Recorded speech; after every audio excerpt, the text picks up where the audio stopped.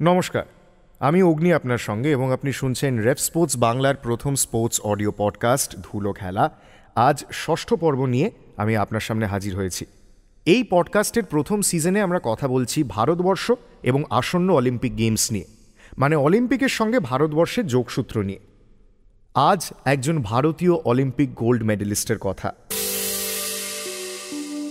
ঠিক ঘণ্টাখানেক আগেই তার 9 নিয়তি নির্ধারিত শট রিও অলিম্পিকে তার জেতার স্বপ্নকে চুরমার করে দিয়েছে। 4 বছরের পরিশ্রম ব্যর্থ। 4 বছর 365 দিন ধরে প্রতিদিনের 10 ঘন্টা প্র্যাকটিস এমন একটা শটের জন্য যেটার মেয়াদ সেকেন্ডও পার করে না, এবং কয়েক মাইক্রনের জন্য অভিনব বিন্দ্রা তাঁর দ্বিতীয় মেডেলটা জিততে পারলেন না। মন ভেঙে যাওয়া বলে যদি কিছু হয় তাহলে তো এটাই।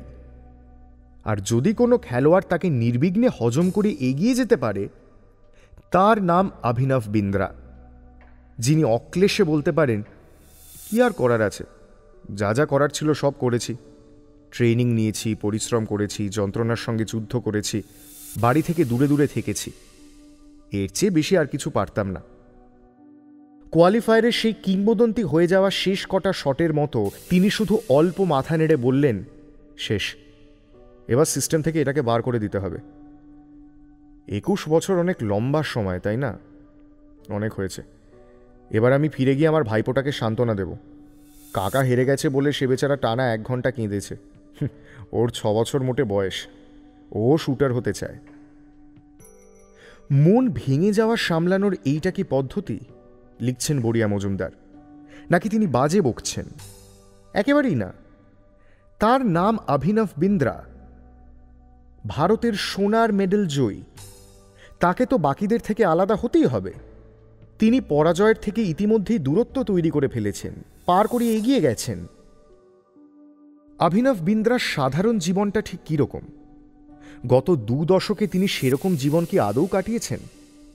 বলেন, আমি যে খুব খেতে ভালোবাসি এমনটা নয়, তবে হ্যাঁ, বাড়ির খাবার মিস করি তো বটেই, এবং বাড়িতে গিয়ে জমিয়ে খাওয়া দাওয়াও করব। তবে সেটা যে আমায় খুব টানে তা নয়। আমি সত্যিই জানি না সকালবেলা ঘুম থেকে উঠে আমি কি করব, দেখা যাক। অভিনব যখন কথা বলছেন, আমরা ভাবছিলাম একজন মানুষ কি অসম্ভব নীরস হতে পারেন। তার কি জীবনের ছোটোখাটো সুখ স্বাচ্ছন্দ্যে কোনো উৎসাহ নেই? তারপর হঠাৎ আমাদের চটক ভাঙল। তিনি তো আর 5টা লোকের মতো সাধারণ নন।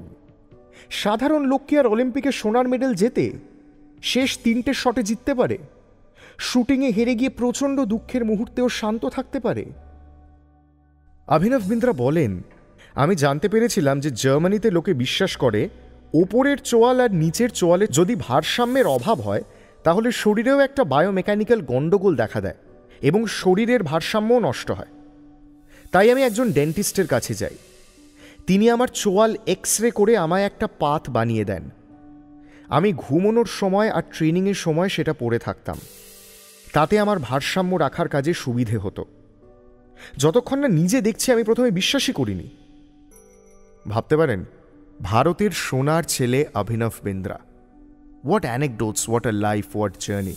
এবং তার মতো বহু ভারতীয় ক্রীড়াবিদকে এইভাবেই উদযাপন করবে রেফ স্পোর্টস বাংলা তার প্রথম বাংলা স্পোর্টস অডিও পডকাস্টে ধুলো খেলা।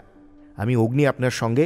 আমাদের এই পডকাস্ট ভালো লাগলে প্লিজ রেফ স্পোর্টস বাংলার সমস্ত সোশ্যাল মিডিয়া হ্যান্ডেল ফলো করুন এবং অবশ্যই সাবস্ক্রাইব করুন রেফ স্পোর্টস বাংলার অফিসিয়াল ইউটিউব চ্যানেলে।